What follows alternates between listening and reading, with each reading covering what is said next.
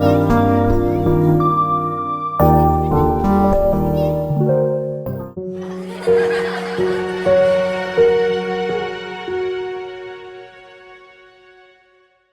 welcome back to the school garden. It's me, Eric, one of the education specialists for Easton Banks Learning and Life Center. We're going to do a garden tour, but before we do that, we want to say thank you to our latest subscriber. Thank you so much for joining our channel. If you haven't already subscribed, please make sure to subscribe, like and comment, share this video, and don't forget to click the notification bell either in the left or right corner of your screen to be notified of when we drop new videos, which is every single week. For those that have already subscribed to the channel, hello again, welcome back. In today's video, like I mentioned, we are going to do a garden tour.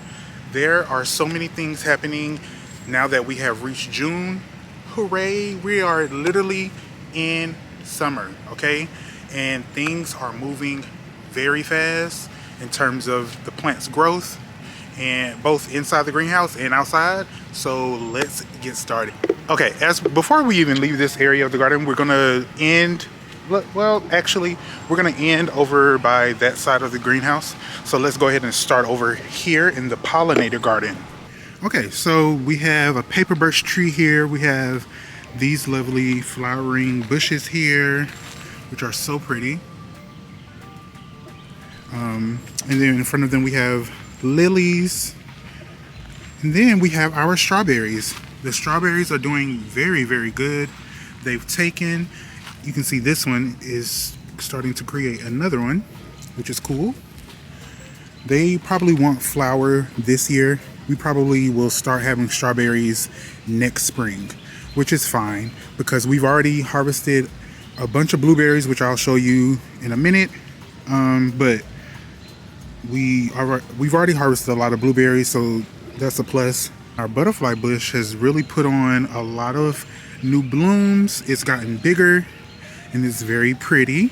Then our larger pollinator patch of the whole pollinator garden it's done some things, you know, but this area tends to get a lot of sun, and I just don't know if adding new flowers each year will be sustainable, because as you can see, a lot of the plants have not done so well. Like we tried to put squash over here, that does not do well over here. The zinnias have not put on any type of like buds because there's some type of pest eating up the zinnias over here. We have borage, it's done okay. The sedum every year always does great. That's a perfect flower. It comes back every year in bloom and it always does well, and the pollinators love it. I just don't know what to do with this area. We probably will get more bushes like that, flowering bushes.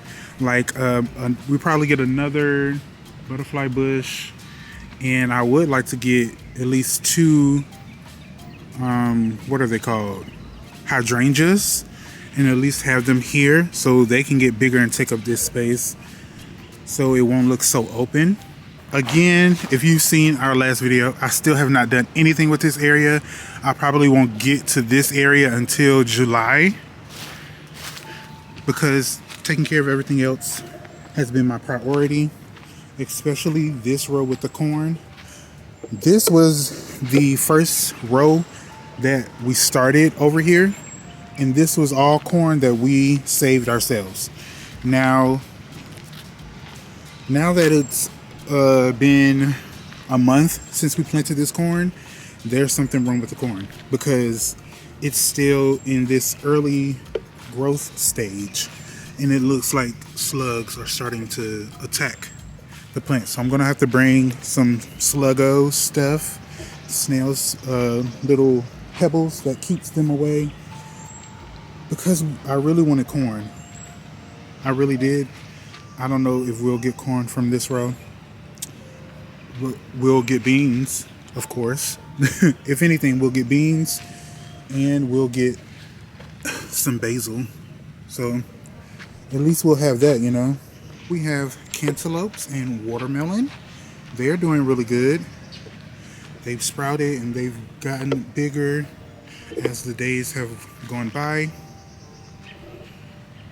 In both, the cantaloupe seeds are the seeds that we saved, but the watermelons, we purchased those seeds. These are okra plants, 2 different varieties. They were transplanted, so they've had to establish their new root system, which they've been doing. And now that they have passed that stage, they are starting to put on new growth. So in another 2 weeks, I'm sure they'll be very, very large. We transplanted tomatoes over here as well, and they're doing very good. We have lost 2 tomatoes though, so I'm gonna replace those. Replace the ones that we lost, and then we have more squash and pumpkins over here in this row. I don't know why they look like that, but tomorrow I'm going to fertilize everybody, give them some fish fertilizer, and that should be a good addition to the soil. But we have 3 rows of corn, and then we did more okra, 3 rows of okra. And this corn is not the same variety or save seed that we started over there. This was corn that was provided to us through a company, and it's new seed, so it should do well. This is the same variety that's growing at the community garden right now, and the corn at the community garden looks really good. In this row, as you can tell, nothing has been done to it. All the weeds and grass has just taken over. I will tackle this row sometime this week. I want to aim for Wednesday morning, like early Wednesday morning, and tackle this row. Or Tuesday morning. Honestly, maybe tomorrow morning. But it has to be done because I'm tired of looking at it. It like irks me every time I pass by this row, and I remind myself, you need to take care of it. So we're gonna tackle it probably tomorrow morning, early tomorrow morning, before the sun comes out, because I do want to clear out this whole area, add more compost, and then plant ginger. I want to add more tomatoes towards the end over there, and then ginger all right here. We haven't grown ginger since 2021, I believe, 2022. And so it's time for us to grow more ginger. I would love for us to be able to have our own ginger and deliver it to families, included in all of the other produce that we provide families. I've already, like I mentioned, harvested a nice bushel of blueberries. They were very sweet, a little bit tart, but so good. Over here we have our grapes. They are doing good. They're getting bigger. We are making sure to water throughout the week the grapes, because grapes are mostly water, and so they need that water in the roots to continue growing the fruit. I probably will water again today before I leave, because like, look at that. Why is that happening? This wasn't like this previously, so I don't know what's happening with that. There is aphids on here. You see those little puffy things? That's an aphid. It's a certain type of aphid. So what I need to do when I come tomorrow morning, I need to spray neem oil, since it'll be very early in the morning and it won't burn the plants, because those little aphids are most likely causing this issue of dryness. If you didn't know, they sap all of the nutrients out of the leaves, out of the stems of your plants. They suck all of that nutrients out and eat it. As the aphids are taking all of those nutrients, your plants are left with nothing. And so that's most likely why the leaves on our grapes are starting to dry up. And mind you, that's not all the grapes. That's just one vine on one of the grapes. Everybody else looks really good. All right, look at the blueberries. You can tell some of them are starting to get color. We have one there that already has color. I'm going to eat that one myself, since it's by itself. You can tell that we are getting closer to our second harvest of blueberries. I'm going to come and cover, I have more of these little baggies here. I'm going to I'm going to cover more of these little bushels here. Cover them so that more of the fruit can become ripe. So when I do harvest again this week, we'll be able to harvest blueberries instead of losing them to the birds, because the birds here in the garden really enjoy eating the blueberries. If you want to know where we got those baggies from, we got them from Amazon. I'll put the link in our description of this video.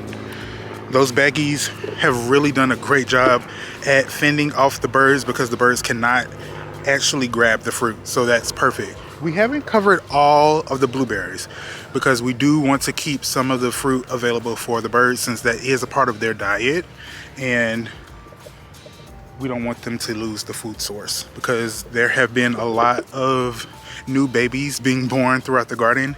Literally, we had a nest in the greenhouse. There was a nest previously, either that tree or the tree right here, this pine tree. So there was a mockingbird baby and I think a thrasher. I don't know if we have thrashers here in Georgia, but there was like a smaller brown bird that had babies, 2 babies, and they used the blueberries as food. You might be wondering, Eric, what is the white stuff on your tree? This is actually kale and clay. We got this idea from, what's his name? James Prigioni on YouTube.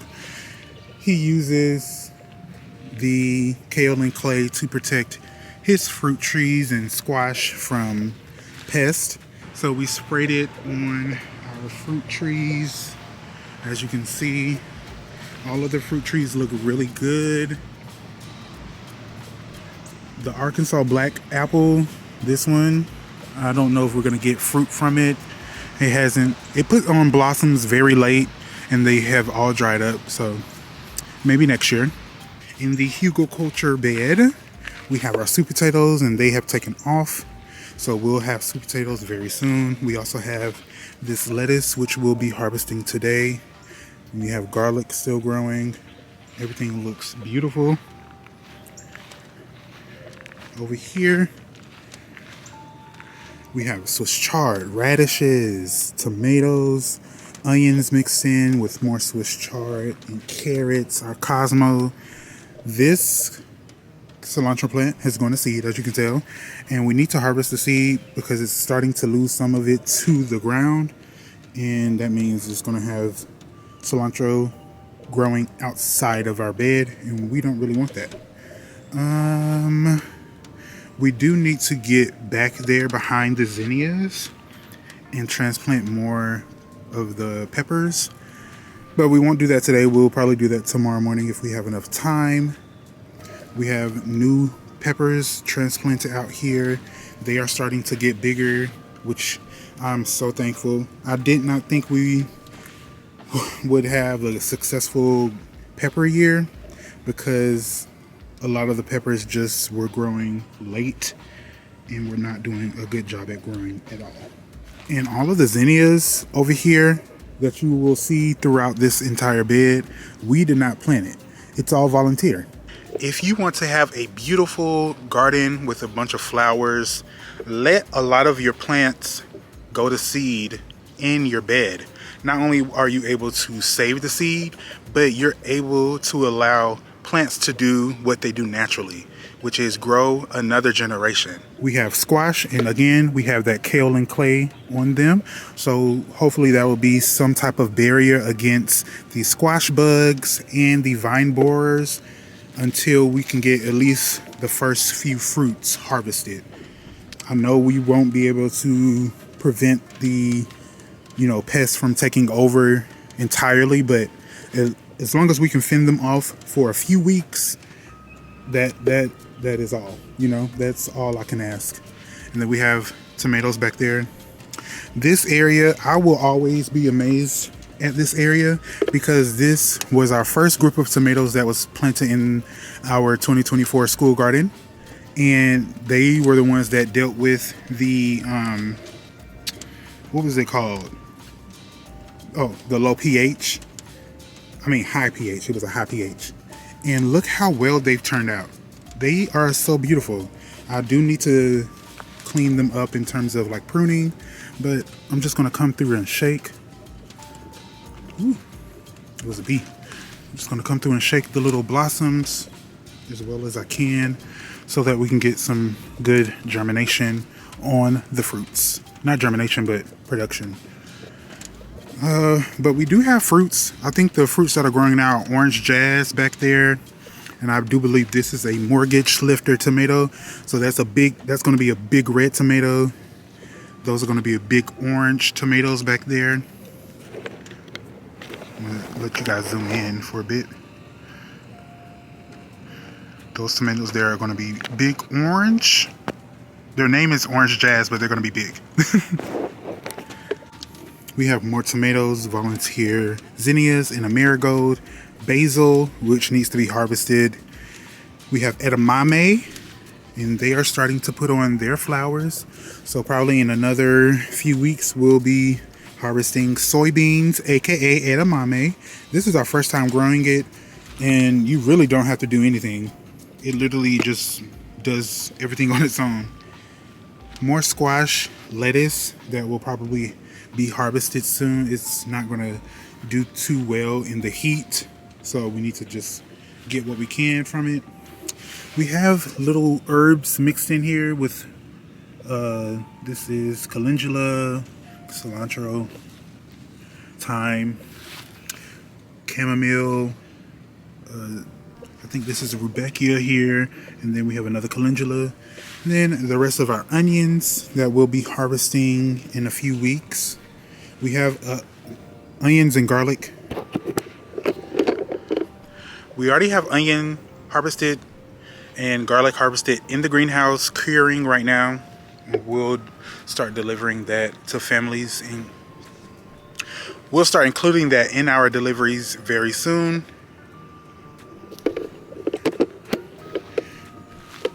We have more peppers here, along with coxcomb flowers, borage, more basil.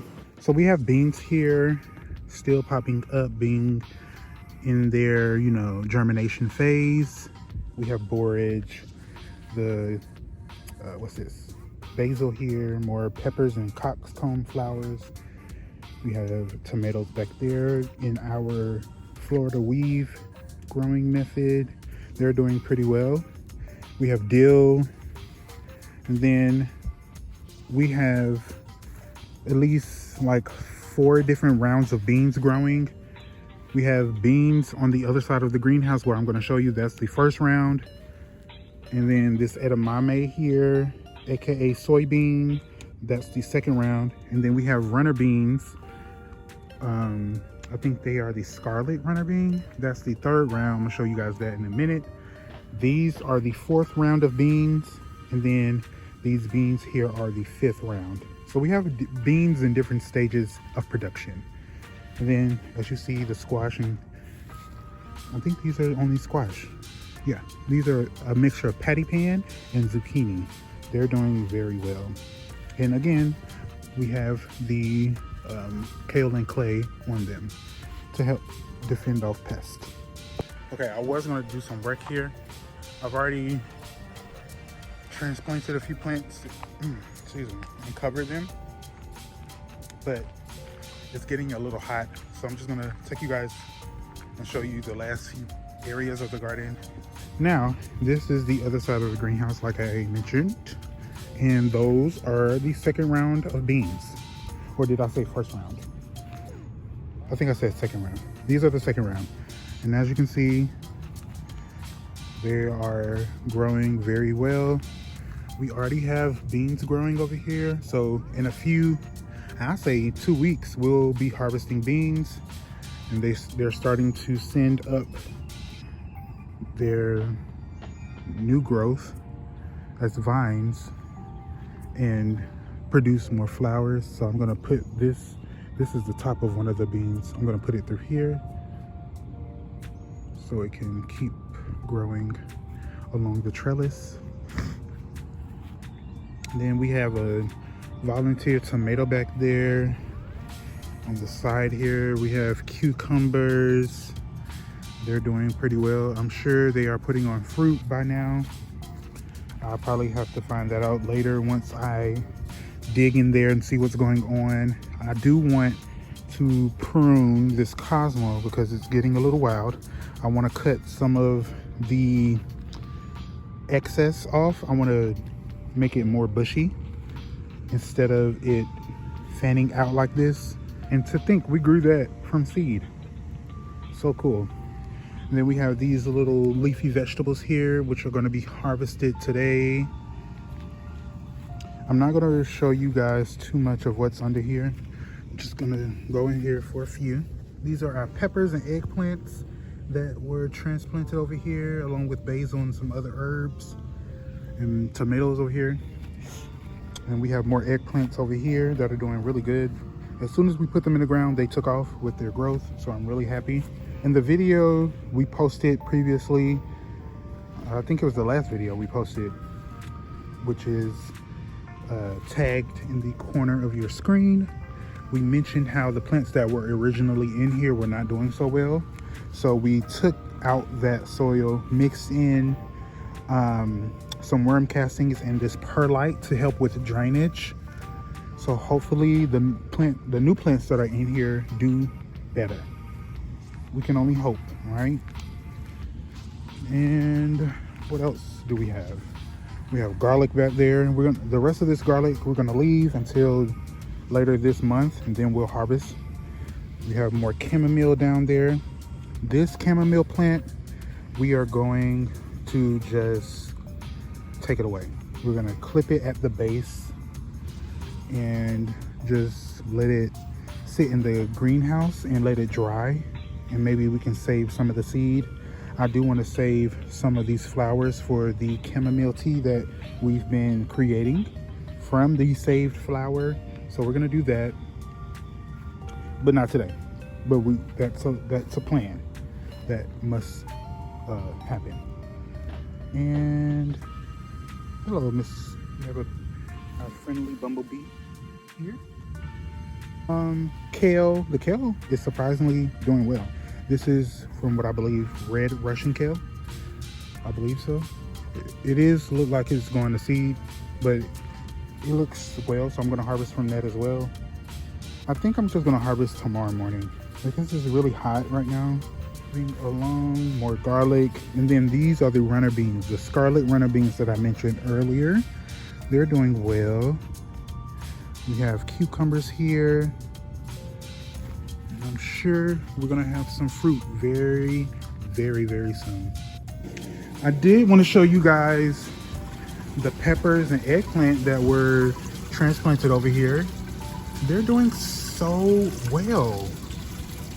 I do have to spray them because they are getting attacked by aphids, but that's the least of my worries. At least we have the peppers, chamomile, and Swiss chard growing so well. I am eventually going to need to add more water in here. More water and more of our food. These are our mineral blends that we add to the farm stands. And those are the onions and garlic that were harvested. I need to test out that farm stand to make sure it works. If it does, we are going to put more of these peppers in them because these need to have a new home. As you see, a lot of them are starting to die, so we need to save as many as we can. And the rest of these containers need to find a new home. Like, we have 5 containers that have plants that still need to go in the ground. So this has to be done this week. We cannot go into next week with these same plants. So that is our homework for this week, to get every plant in the tray, in these trays, in a new home. All right, guys, thank you guys so much for watching today's video. We hope you learned a little bit of more information in relation to growing your own food. through this quick gardening tour. I know it wasn't long, but it's very hot and I don't want to overheat myself or my cameras. So it's time to pack it up. But for more content, please make sure to subscribe, like, and comment. Follow us on TikTok and Instagram and Facebook. EBLLC, INC, and Project Grape are the handles.